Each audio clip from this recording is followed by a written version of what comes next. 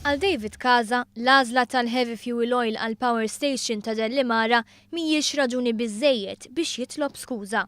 Fil-fatt meta fil-programm Realtà kien mitlub jgħid jekk jitlobx apoloġija l-għażla tal-aktar fuel li jniġġes wieġeb hekk.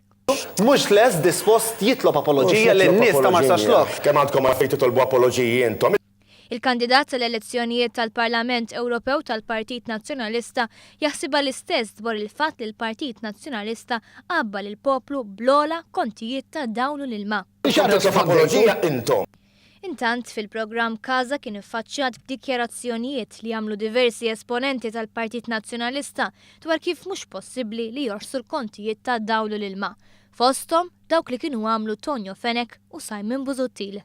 Għatlek Ramona, għatlek dan huwa il-gimmick tal-millenju. Il-kima gimmick tal-kima. Gimmick. Tal-kima gimmick. Ma nħodux tħarsu l-ura u tajdu se jerġa' jonħoss, għax mhux se jerġa' jonħoss. Mela rridu nidrawh. Għal dan David Kaza wieġeb hekk. Dan għadu qed jitkellem fuq meta konna aħna fil-gvern, skużi. Hija dawn għadhom ma jrealizzawx. Illum il-Partit Laburista huwa fil-gvern. Illum mhux jiġġustifika dak li qed jagħmel il-Partit Laburista. Reazzjoni kemm xejn differenti minn dik ta' Ċeris Komodini Kakija li bħal Kaza qiegħda tikkontesta għall-Parlament Ewropew. Naħseb illi fuq il-kontijiet, ir-roħs tal-kontijiet tad-dawlu l-ilma mhijiex kontroversja għaliex iż-żewġ partiti qablu magħha.